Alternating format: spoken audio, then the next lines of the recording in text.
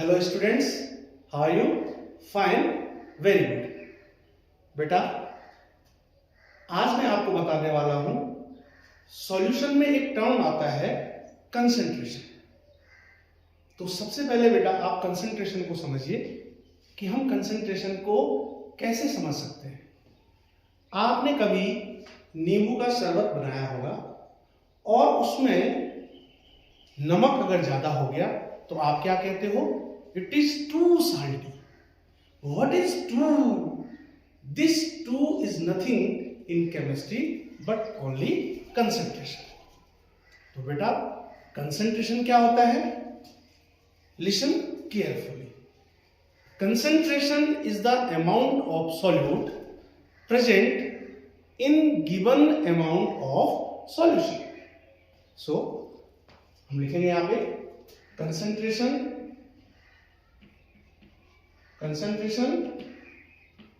is the amount of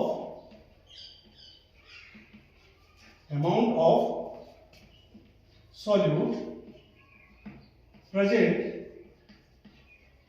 present in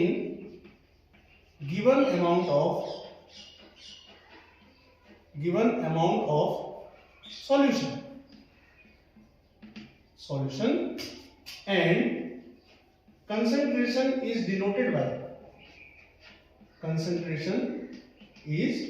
denoted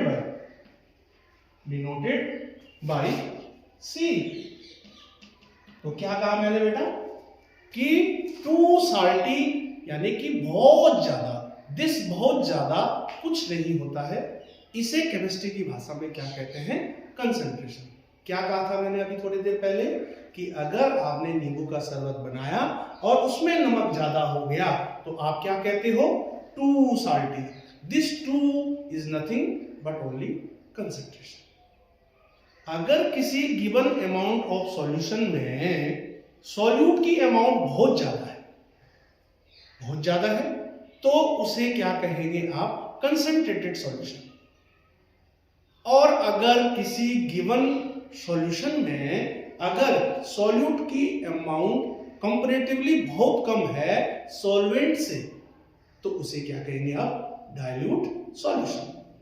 तो concentrate होना solution का और डाइल्यूट होना इस बात पे डिपेंड करता है बेटा कि उसमें how much solute is present.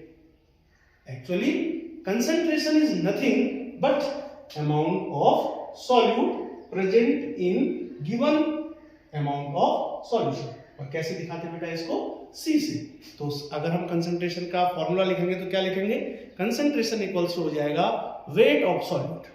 Concentration बराबर क्या हो जाएगा? कंसंट्रेशन बराबर हो जाएगा बेटा weight of solute in gram, divide by volume of solution in litre. Volume of solution in litre. इसे क्या कहेंगे बेटा? कंसंट्रेशन। तो सॉल्यूशन के अंदर जो कंसंट्रेशन होता है बेटा वो बहुत इंपॉर्टेंट चीज होती है। इसके अलावा कंसंट्रेशन को डिफाइन या एक्सप्रेस करने के हमारे पास बहुत सारे तरीके हैं। मैं उनको एक एक करके आपके सामने एक्सप्रेस करना चाहूंगा। सबसे पहला तरीका जो होता है कंसंट्रेशन को दिखाने का उसको बोलते हैं वेट परसेंट। फर्स्ट है आपका वेट परसेंट। वेट परसेंट क्या होगा बेटा? अगर आपकी बात कर रहे हैं वेट की तो वेट परसेंट क्या होगा? एक्चुअली वेट सॉल्यूट का। तो वेट परसेंट को कैसे डिफाइन करेंगे? वेट परसेंट इक्वल्स टू होता है बेटा वेट ऑफ सॉल्यूट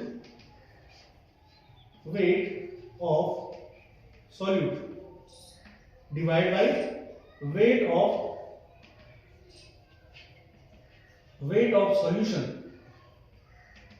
सॉल्यूशन और इनटू में 100। इसे क्या कहते हैं बेटा?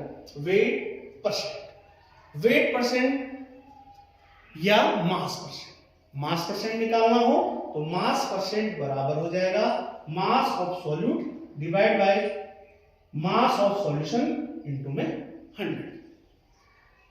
क्लियर हो गया? आगे समझ में? इसे कहते हैं आपका वेट परसेंट। दूसरा होता है बेटा, ये कंसंट्रेशन को दिखाने का एक तरीका है वेट परसेंट। दूसरा तरीका है वेट बाय वॉल्यूम। वेट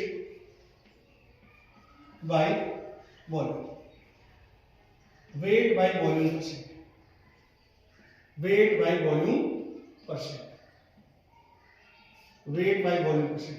क्या होता है बेटा वेट बाय वॉल्यूम परसेंट?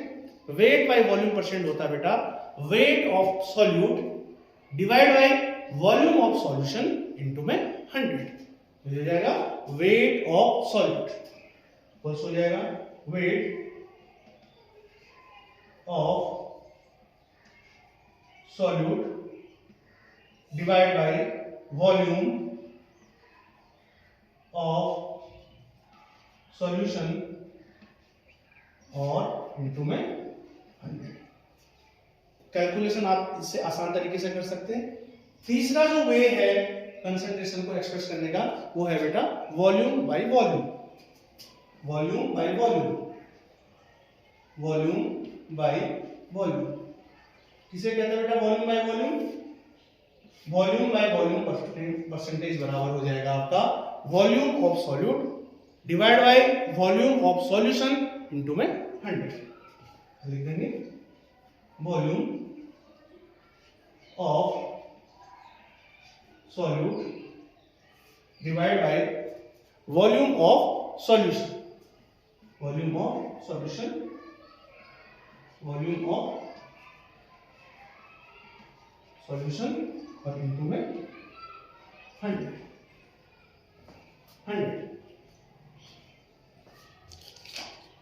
तो बेटा these are the concentration terms by which we can express the concentration. Suppose करो कि 10%, यहां पे लिखे 10% H2SO4, 10% H2SO4 weight by weight, 10% H2SO4 weight by weight। क्या मतलब होगा बेटा इसका? weight by weight, 10% H2SO4 weight by weight, इसका मतलब क्या होगा? It means 10 gram of H2SO4, 10 gram of pure H2SO4 is present in 100 gram of H2SO4 solution। क्या मतलब हुआ इसका 10% H2SO4 weight by weight का? कि 10 ग्राम of H2SO4 present in 100 gram of H2SO4 solution, H2SO4 solution। यहां पर जो सॉल्यूट है वो 10 ग्राम है, कितने में डिसॉल्व है? 100 ग्राम में। तो ये जो परसेंटेज निकलेगी क्या निकलेगी? Wait percent. तो वेट ऑफ सॉल्यूट ले लेंगे, कितना हो जाएगा weight of solute? 10 upon weight of solution किस किस को मिला के बना है? 10 ग्राम और 100 ग्राम। कितना हो जाएगा? 100 ग्राम ऑफ सॉल्यूशन है तो कितना हो जाएगा? 110 और इनटू में 100, तो वो क्या निकल जाएगा उसका? Wait percent. क्लियर बेटा? अब जो नेक्स्ट एग्जांपल है आपका कंसंट्रेशन टर्म्स को एक्सप्रेस करने का, वो है बेटा आपका मोलैलिटी। मोलैलिटी किसे कहते हैं बेटा? मोलैलिटी सबसे पहले जो मोलैलिटी होती है, molality is expressed by small L, किससे दिखाते हैं मोलैलिटी को? स्मॉल एम से दिखाते हैं। एंड डिफाइंड है, और कैसे डिफाइन करते हैं बेटा? And defined as the number of moles of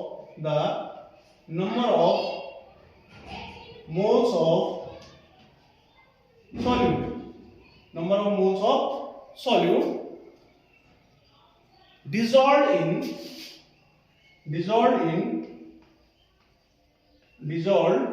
in 1 kg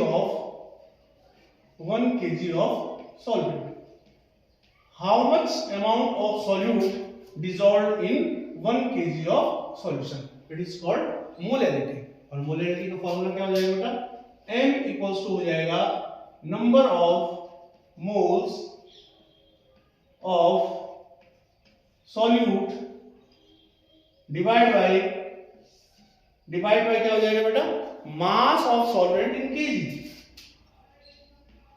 mass of solvent in kg. This is the formula of molality. It is molality. Mass of solvent in kg. This is also a concentration term. पहला है weight percent, दूसरा है weight volume, तीसरा है volume by volume, चौथा है आपका molality. Next है आपका molarity. मोलैरिटी क्या होती है बेटा? मोलैरिटी. What is molarity? इसको आप डिफाइन करेंगे बेटा कैपिटल M से, डिनोटेड बाय कैपिटल M,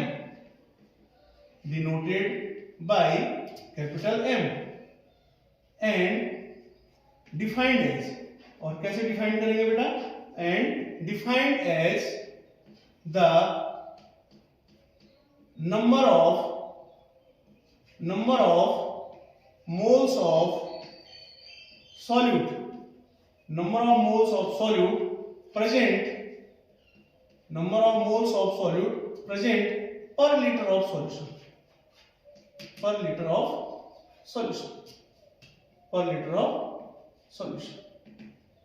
क्या फॉर्मूला बनेगा कि how much number of moles present in पर लीटर ऑफ सॉल्यूशन. तो कैसे दिखाएंगे बेटा मोलैरिटी को? M इक्वल्स टू हो जाएगा number of moles of solute divide by volume of solution in litre. ये फॉर्मूला हो गया बेटा मोलैरिटी के लिए. यहां से इसकी यूनिट क्या हो जाएगी बेटा? अगर हम यूनिट कैलकुलेट करें तो unit number of moles of solute की यूनिट क्या हो जाएगी बेटा? मोल. क्या हो जाएगी? मोल. और divide by volume of solution in litre है, क्या हो जाएगा बेटा? लीटर. यहां से m की यूनिट क्या आ जाएगी बेटा?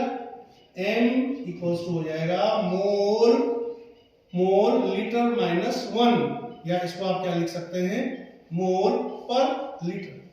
सिमिलरली यहां पे हमने मोलैरिटी लिखा था.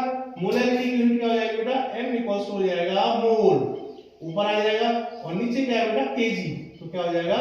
मोल पर केजी. क्या लिखेंगे इसको? मोल पर KG.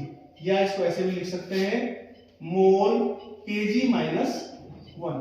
These all are the concentration terms. अब आप ध्यान से एक बात देखो कि इस पे आप अगर कंसंट्रेशन को अच्छे ढंग से समझ गए तो इस पे जो बेस्ड जो न्यूमेरिकल है उनको आप अच्छे ढंग से कर सकते हैं. Thank you students.